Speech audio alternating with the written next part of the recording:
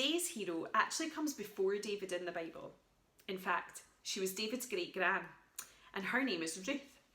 Last week we said that heroes of the faith were ordinary people like you and I, but who God used in extraordinary ways. Ruth is no different. Just like David, she was brave and she trusted God to be at work in her life. Let's find out more, shall we? Today's story starts with a lady called Naomi. Now, Naomi was an Israelite and she had moved to a land called Moab with her husband and her 2 sons because a great famine had fallen on their land. Sadly, Naomi's husband died, leaving her as a widow with her 2 sons. The 2 sons met and married Moabite women, so women that came from Moab. One was called Orpah, and the other, you guessed it, her name was Ruth.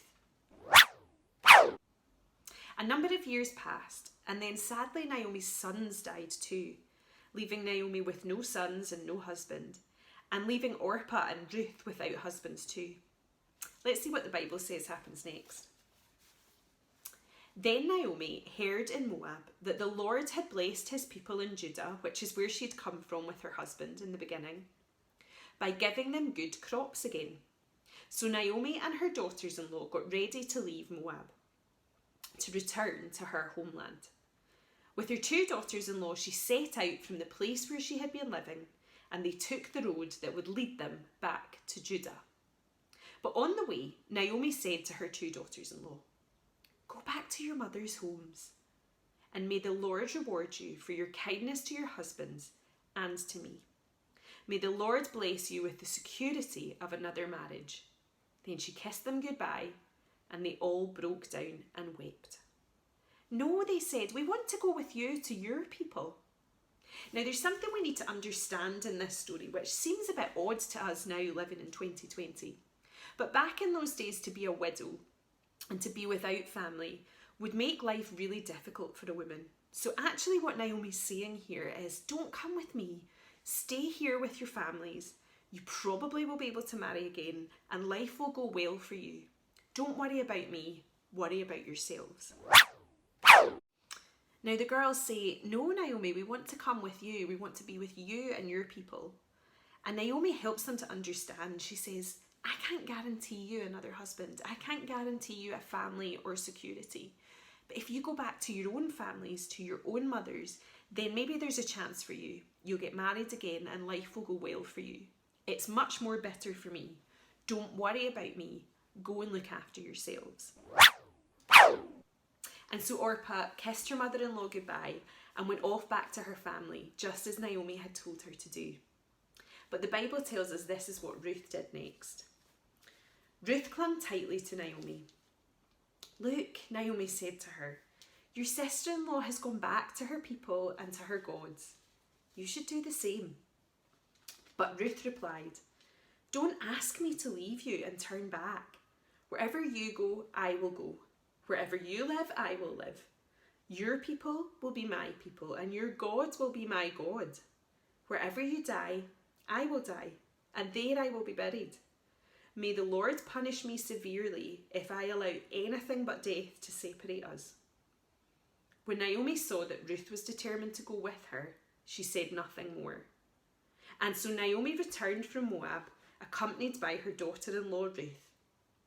They arrived in Bethlehem in late spring, at the beginning of the barley harvest. So one day, Ruth says to Naomi, "Let me go out into the harvest fields to pick up the stalks of grain left behind by anyone who is kind enough to let me do it." Naomi replied, "All right, my daughter, go ahead." So Ruth went out to gather grain behind the harvesters. And as it happened, she found herself working in a field that belonged to a man called Boaz. Now, Boaz happened to be related to Naomi's husband, the man that died right at the beginning of our story. So he's part of the family. But Ruth doesn't know this yet. So as Ruth was at work in the field, Boaz arrived. And he asked his foreman, "Who is that young woman?" And the foreman said, "That's Naomi's daughter-in-law, that's Ruth, who arrived with her when she came back from Moab. She came and asked me this morning if she could gather grain behind the harvesters, and she's barely stopped for a rest all day." And so Boaz went to speak to her, and he said, "Listen, stay right here with us when you gather grain. Don't go in any other fields. Stay right behind the young women working in my field. See where they are harvesting and follow them. I've warned the young men to treat you kindly, and whenever you're thirsty, take water that they have drawn from the well." Ruth fell at his feet and thanked him warmly. "What have I done to deserve such kindness?" she asked. "I'm a foreigner." "Yes, I know," Boaz replied, "but I also know about everything you have done for your mother-in-law since the death of your husband. I've heard how you left your father and mother and your own land to live here among complete strangers. May the Lord, the God of Israel, under whose wings you have come to take refuge, reward you fully for what you have done." At mealtime, Boaz called to her. "Come over here and have something to eat," he said. She ate her fill and still had some left over. When Ruth went back to work again, Boaz ordered his young men, "Let her gather grain right among the sheaves and don't stop her. In fact, pull some out of your bundles and drop it on purpose so that she can pick them up. Don't give her a hard time." So Ruth gathered barley there all day, and in the evening when she beat out the grain, she had an entire basket. She carried it back into town and showed it to her mother-in-law.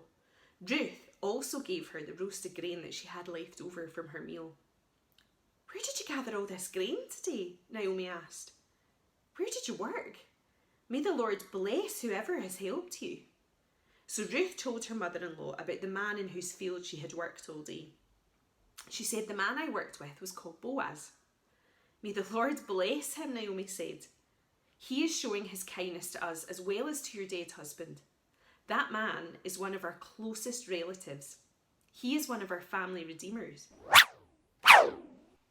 So Naomi used this term family redeemer to talk about Boaz. And in 2020, we're not really familiar with what that means.